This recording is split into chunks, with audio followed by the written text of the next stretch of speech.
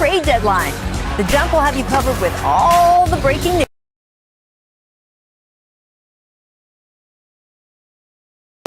Expert analysis, and in-the-moment moves as we cross right over the deadline. Don't miss the Jump's trade deadline special Thursday, March 25th at 2 Eastern on ESPN.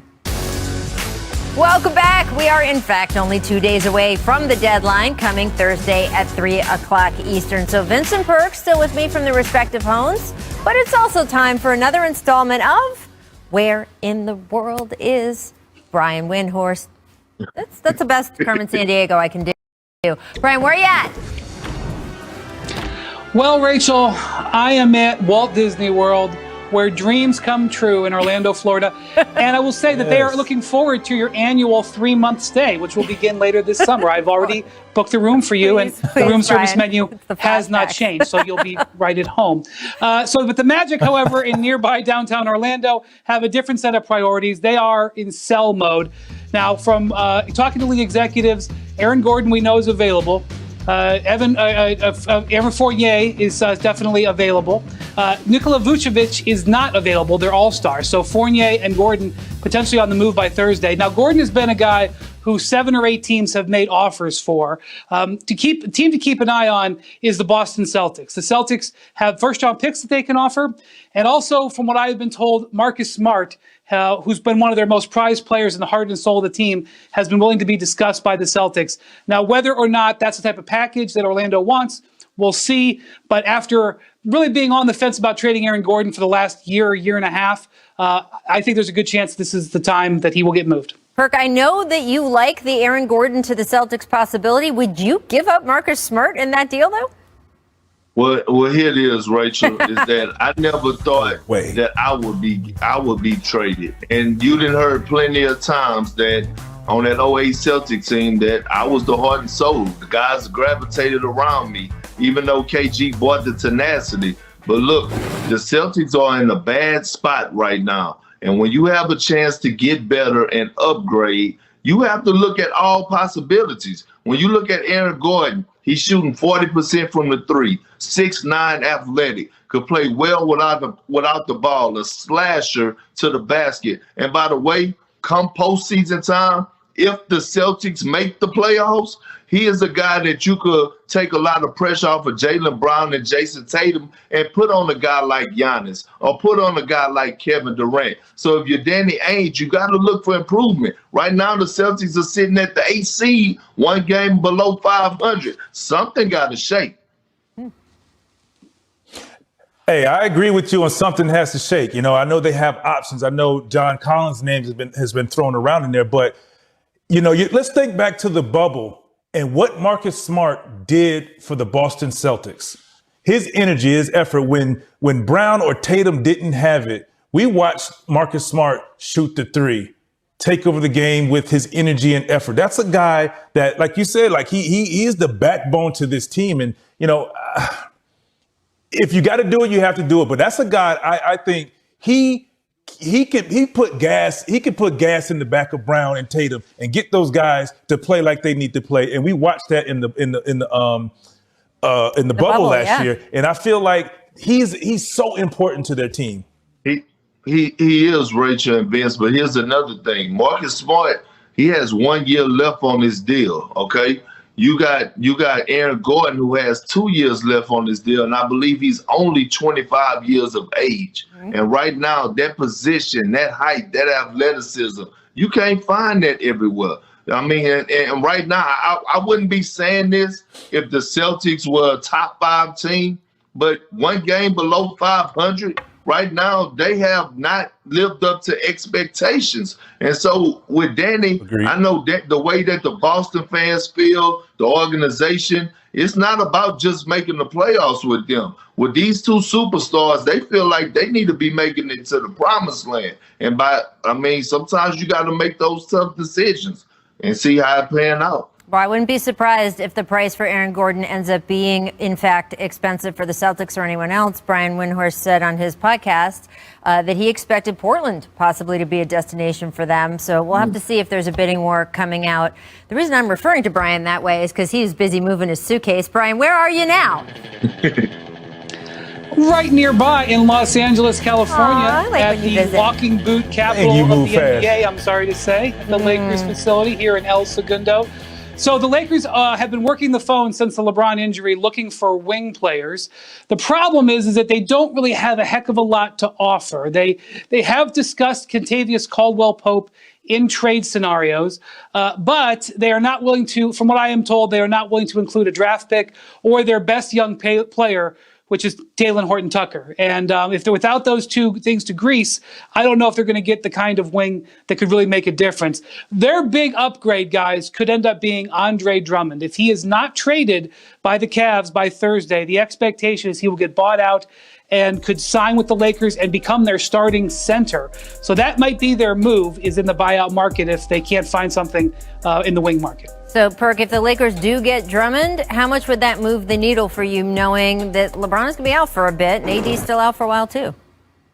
Oh, tremendously. This is what the Lakers has been missing since they took for granted Dwight Howard and JaVale McGee. Andre Drummond provides that live threat at the basket. He provides that shot blocking, that dynamic role to open up the lane. I would also look at J.J. Redick in the buyout market. I know he's not playing well for the Pelicans, but if he goes to the Lakers, he's going to be re-energized and looking forward to playing with them, and he's a spacer. So although he may not be getting touches, he may not get shots, he is a hell of a decoy to open up the paint for Braun, Dennis Schroeder, Anthony Davis when the Lakers do get healthy. So Andre Drummond definitely moves the needle for them, and J.J. Redick. I agree. Andre Drummond is definitely a great fit. And, you know, outside of all of the things that you said, Perk, he also gets them extra possession. So if you do get a J.J. Redick, well, yeah, he's not playing well with the Pelicans, but on a team where you have an AD LeBron, you'll get more open shots. And then you add Drummond, you get that rebound and kick out open three, which he knocks down. Even if you have somebody like J.J. Redick running off of threes, like you said, to be the decoy, after a while, you're going to have to give up something. It's usually going to be J.J. Redick before you give up something to AD or LeBron. So, back to Drummond, which I think he would fit great, and he would move the needle because they need some shot blocking, they need some size, and they need extra possessions. Well, Frank Vogel made it very clear the other night they are exploring every option possible before the deadline and then in the buyout market that will follow. Brian, you wanted to hit one more city. Where are you now, friend? I'm in the French Quarter, Rachel, someplace that I know is one of your favorite places in the country, here in New Orleans. They've got one of the more intriguing players heading into this trade deadline, and that's Lonzo Ball. David Griffin, the team's general manager, has expressed an interest and willingness to listen to offers for him. Teams like the Atlanta Hawks, the Chicago Bulls, and even the Denver Nuggets, I have heard, have shown interest in offers. But Griffin's price is high. He's looking for a first-round pick and another player, preferably a young prospect. Does that standard get met by Thursday? I don't know, but he will be a restricted free agent, and it's possible that this could be laying the groundwork for a sign and trade over the summer, especially potentially with the Chicago Bulls. That could be what this is all about here with Lonzo Ball. I mean, look, if I was David Griffin, I wouldn't necessarily give up Lonzo Ball. I really like the fit between him and Zion, but you mentioned Atlanta in that mix, Brian. Why would the Hawks want another point guard? Good question. I don't know, but I heard from a pretty reliable source that decision that's been discussed. The Hawks, by the way, have had their fingers out there in a lot of different pies, examining how they can upgrade their team, even though they've won 9 of their last 10 games. So, keep an eye on them. It may just be a number of things that they're looking at, trying to, right now, top 4 seed is not out of the realm of possibility for the Hawks. Well, Vince, you are our Hawks insider in free agency. I know you knew everything about that team. Hey, real quick, they could, getting Lonzo Ball can move Trey to the shooting guard sometimes too. Letting Trey play off the ball, something to think about.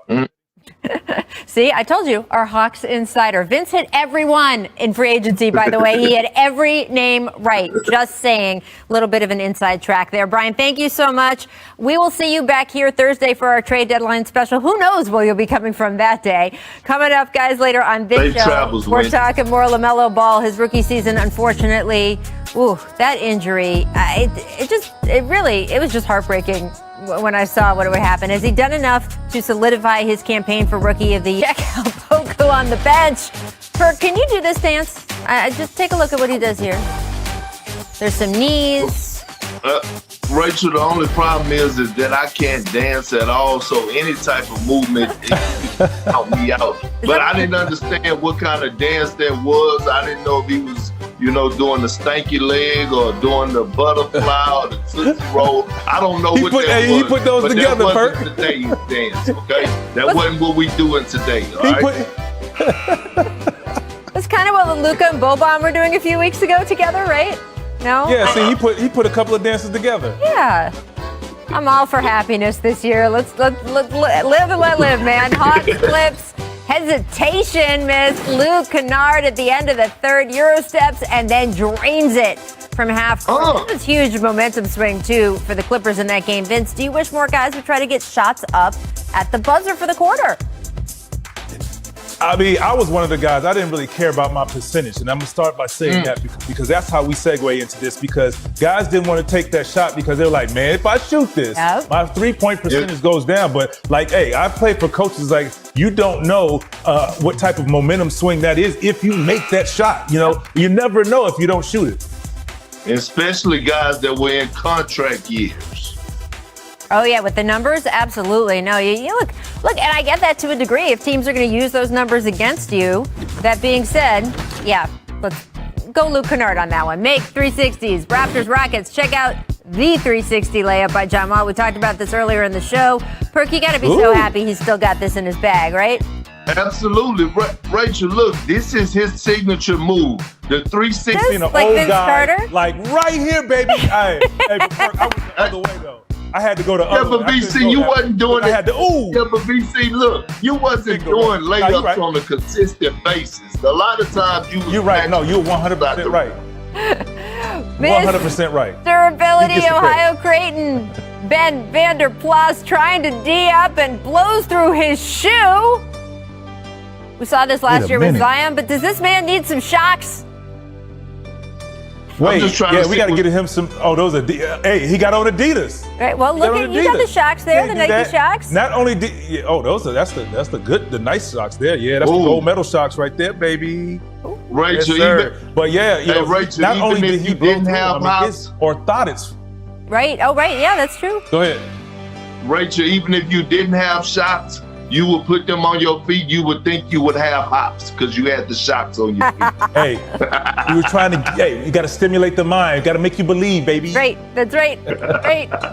I would say that it's 90% mental. Again, though, to revisit what we said at the top of the show, there's nothing that could make me dunk. Make befuddlement. Back to Minnesota. Nightmare sequence here. Theo Maledon missed layup and missed dunk. How does this happen? Trick Daddy again.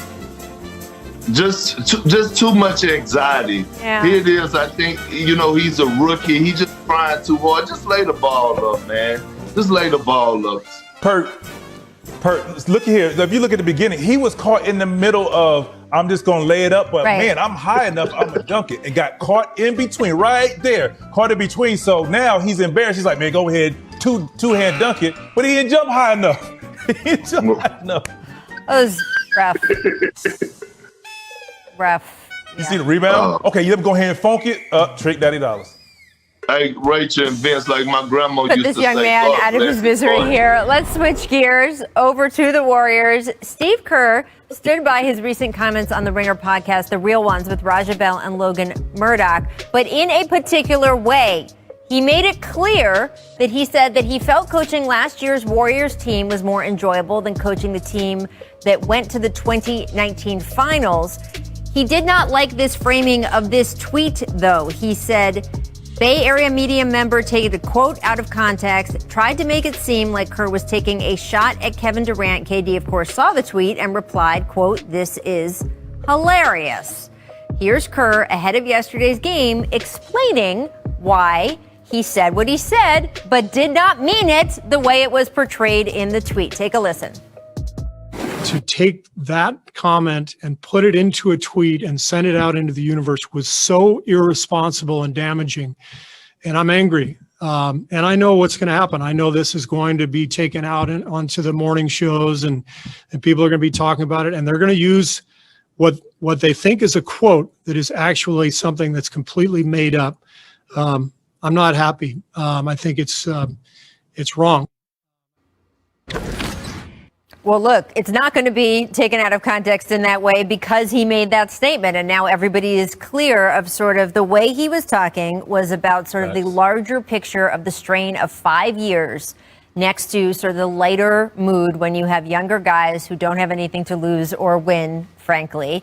So, Perk, how do you think those KD area Warriors will be remembered given the way Steve Kerr actually talked about them, not just what was sort of framed in a different way in a tweet?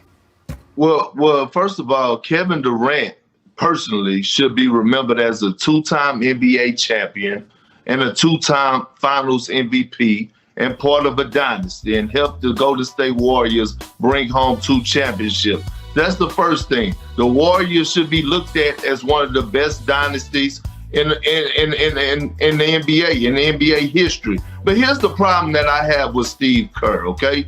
It's not like I went back and listened to that podcast and Logan Murdoch didn't ask him this. He volunteered this information. Here's my thing. Why are you still talking about this anyway? Not from just Steve Kerr, from the whole Golden State Warriors organization. Move on. That was 2 years ago. Y'all had a great run. See what's going on now in the present. What's in the future. Quit living in the past. Let Kevin Durant be. Because in my opinion, it did look like a shot towards Kevin Durant. And Steve Kerr didn't have to volunteer that information. So whether or not he feel like everyone else is taking it out of context, if it was me and I was Kevin Durant, I would feel the exact same way. Because when I read it and then I listened to the pod and I said, oh, he volunteered this information, it sounded like a slug to me. So instead of Steve Kerr coming on here and giving that explanation, he should have came on there, just held himself accountable and said, I shouldn't have said that, period. I tell you what, I'll say this, though. I mean, listening to Steve Kerr talk, when he sits up there and he, like I said, volunteers this is a coach that is very comfortable with and secure with his coaching job. He knows that he's good.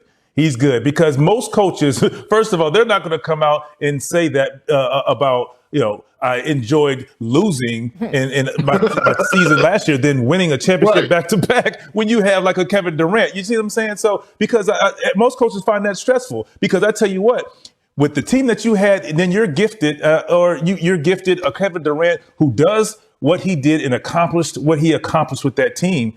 I mean, happy birthday, because you got to think about this. Look at now a situation because, and I say this because they won prior to Kevin coming there. Look at a situation now like Steve Nash, who is gifted, but he has more pressure, in his back pocket with the squad that he has. So, Steve Kerr didn't have that pressure because they had already won a championship, and now you have that team plus Kevin Durant. Oh, life is good. Life is good. So he can speak that way. And I just think, like you said, he volunteered it. Let it be. Look, Steve Kerr know he was sleeping well that night, Rachel, knowing that he had Kevin Durant on his team. Don't come fool me with all that. Well, look, that era of the Warriors will be, I think, discussed forever. It was such an unusual team. It was such an unusual conditions and circumstances. And I do like the fact that I was in the building when Kevin came back to San Francisco, to the Bay Area for the first time earlier this season. Since he left as a free agent, he got an extremely warm reception from the Warriors as a franchise, from the few people who were allowed to be in the building that night. They played a little video for him and said they were going to play another longer one. You contrast that to what happened after he left Oklahoma City, Perk, firsthand, and just sort of the emotions there. So I think the relationship between all those guys, it's not perfect, clearly, but it's not quite as fractured as sometimes people want to make it out to be. And you guys make also very good points about the security of a coach who is able to say the things that Steve Kerr said. All right, here's what the Jump recommends for today, friends. The 2021 deadline, just 2 days away. Our insiders have a piece discussing what should and what will happen at the trade deadline. Check that out. Brian Windhorst joins us in the next segment to talk a little bit more spice and rumors. We're going to get into the Lakers, the Orlando taking flight And finish this alley-oop with the left hand. Look how high he gets here. So Vince, as a leaper yourself, do you think Ja planned this, or this was a midair kind of decision? Absolutely not. It was unscripted. It's jump up in the air and I'll figure it out up there, depending on how my guy throws the ball. If he throws it high, I go higher. He throws it behind me, whatever, and I adjust.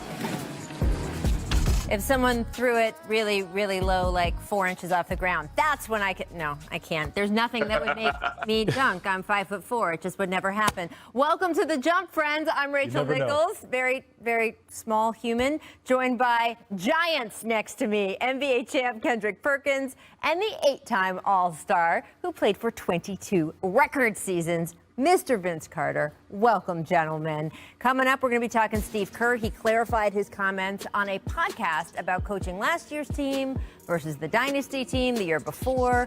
We'll discuss how those Warriors will, in fact, be remembered. First, though, players who've won titles will often say they're forever tied to the guys on their team, that going through such an intense experience together bonds you in ways that never fade. So is the same true when you go through an intense experience in the other direction? If your team goes, I don't know, say 20 games without a win, 16 of those losses by double digits with 15 different starting lineups, 46 straight days of waking up day after day, do you feel, well, actually, no one has to guess how that feels. Here's the clip of Rockets coach Stephen Silas that went viral after Houston's 20th straight loss on Sunday night. Hey, Coach.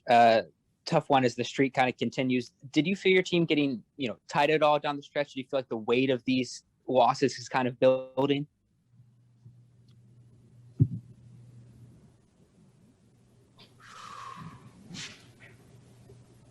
Yeah. The intensity of Silas's anguish there was just palpable. So much it sparked NBA coaches past and present to get in touch to offer support. Steve Kerr, Don Nelson, Luke Walton, Doug Collins all reached out. Doc Rivers called to tell Silas about the time his Celtics lost 18 straight and then won the title the next year. Now, I'm not sure that is in Houston's immediate future, but here is what happened next. When the Rockets took the court again last night, still missing Victor Oladipo, by the way, they managed to look like a functional basketball team. They got both style and substance from John Wall. This Put It in the Louvre 360 was part of John's first triple-double in 5 years. They also got this halftime buzzer beater from Daniel House. Money! And when the final buzzer sounded, they also got, yes, a win. And you could see the joy all over.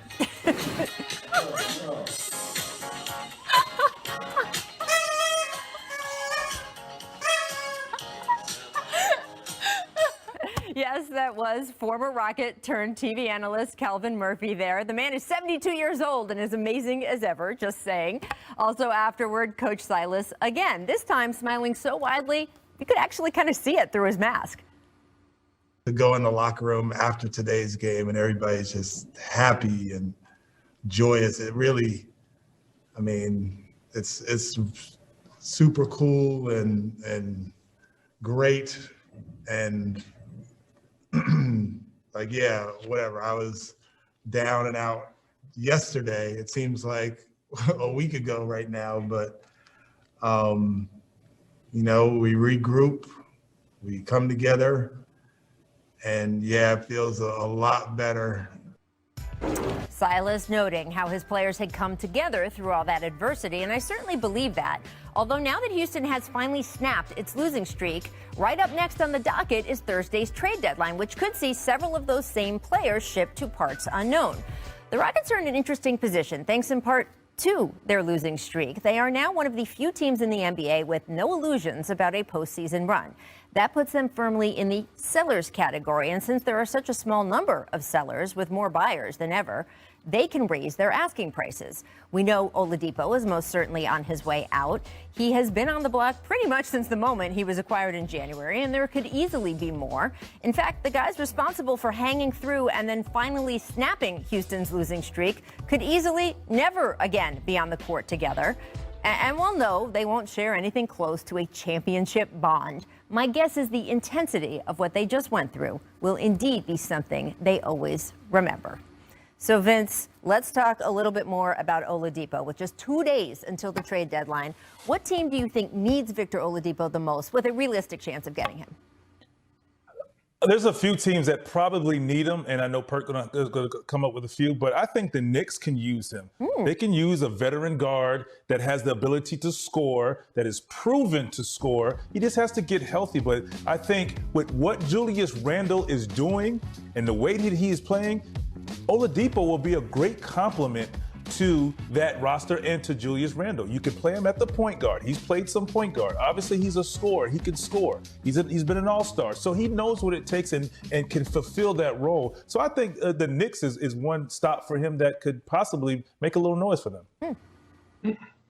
Well, to me, Rachel, when I'm looking at this situation, I think that the best place for Victor Oladipo, in my opinion, is the Golden State Warriors, right? You could trade him for Andrew Wiggins and maybe Kelly Oubre. That's clearing up a lot of cap space. Andrew Wiggins making $30+ million a year. And then you convince him with the culture that the Golden State Warrior has that to re-sign back. And then next year you have a three-headed monster in Steph Curry, Victor Oladipo, and Klay Thompson, along with a Draymond Green and a James Wiseman. That is a nice starting five. So I'm really considering, if I'm the Warriors, acquiring him, because I think that's a team that you could call a title contender. And by the way, if I'm Victor Oladipo, I would love to go to the Warriors, just for the simple fact that you're not going to go play with any other superstars right now like Klay and Steph Curry. So why not go there, embrace that culture? They get back to winning ways, get back to where they trying to go, to the promised land and winning championships, because the way that Steph Curry and Klay Thompson play, not relying on their athleticism, both of those guys have at least 5 to 6 years left in their tank of good basketball. Well, I like that both of you are suggesting teams that aren't necessarily win right now this year teams, because Vic is still working his way back from that injury. We have seen several other players take more than a year in some cases to really become themselves again. And look, with the Golden State fit, obviously, then you have a team that is, waiting more this year. But next year, boom, you're right, Perk. He's right back there with stars. It's interesting, though. Adrian Wojnarowski tweeted just today talking about the Heat and Knicks, who have both been contenders for Oladipo's services as well. Maybe they're a little bit more reluctant, although, Vince, I agree with you on that Knicks fit. Very interesting, but again, affirming Houston is likely moving Oladipo before the deadline. So gonna be interesting. Certainly the hottest name you will hear over the next 48 hours is Victor Oladipo. And congratulations, of course, also to Houston for snapping that streak. All right, let's switch over. Some sad news today out of Los Angeles. Yesterday, so many people around the globe, frankly, mourning Elgin Baylor, an 11-time All-Star, 10-time All-NBA selection who died yesterday of natural causes. Baylor played his entire 14-year career with the Lakers, scoring 27 points per game in that time, the third best mark in NBA history. Just want to say that again, the third best in NBA history. He is one of 4 players in league history to average 25 a game and 10 rebounds over his career. He's also one of the league's original high flyers. I asked him about his playing style back when he was on the show a couple years ago. Take a listen. Could you kind of take us through when you first started playing the way you did and just hanging as you went above the rim and playing above the rim? What was the reaction of the other players in the league? I don't know, because I never was conscious of it, or even really, I'm not downgrading the players, but I never even thought about it, what I was doing. Because when you play, and I'm sure he feels the same way, the defense is going to dictate to what you're doing, how he's guarding you. Sometimes you do something that you've never done before. So you really don't know. And I don't know. It's nothing I practice on. I never go out there and try to practice different shots, maybe shoot free throws. But when I play, whatever the way the guys guard me, he's determined, really, the defense. If he's playing good defense, determine what you're going to do, what kind of shot you're going to take. You don't go out there with this mind that you're going to do certain things, because it doesn't really work. And you can't play that way. You shouldn't be playing that way. You should let the game, come to you. Sit around and listen to that man talk basketball all day. He's from the same area where I grew up in Washington, D.C., although at the time it was segregated, made his way through incredibly difficult circumstances to be who he is. 8 NBA Finals appearances. Now, he never won a title, but he also blazed a trail off the court, serving as general manager of the Clippers for more than 2 decades, winning Executive of the Year in 2006, which is quite a feat for the LA Clippers. Perk, did you ever get the chance to meet Elgin Baylor? I did, Rachel. And you know, I'm an 80s baby, so I didn't get a chance to actually watch Elgin Baylor play. I just heard a lot about him. And I remember my second year in the league, we were in LA, and I remember Doc was saying, hey, I was walking out, he said, Perk, do you know who this is? And I looked and I said, he said, well, this is an all-time great. This is Elgin Baylor. You better come up here. And I instantly was like, I had to lie on the moment and say, yeah, I know who he is, Doc. That's the great Elgin Baylor. I heard so much about you. I'm Kendrick Perkins. It's an honor to meet you. This, that, and the other.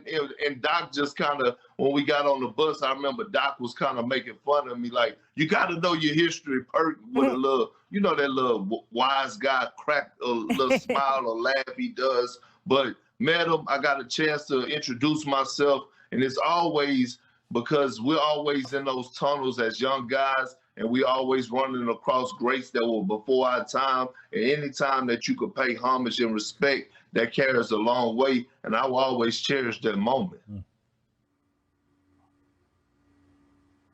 Vince, what about you? Yeah, and I got the opportunity to meet him I got the chance to meet him one time also playing the Clippers many, many years ago. And same thing, I'm not a historian, but when history is in front of me, I have a great appreciation for it. I know he was legendary and I knew, what he did for the game. And, Dr. J is obviously one of my heroes, and I've gotten the opportunity to talk about basketball and dunking, and we've done some things together talking about dunking. And the one person he named and stamped as the originator of the high flyer,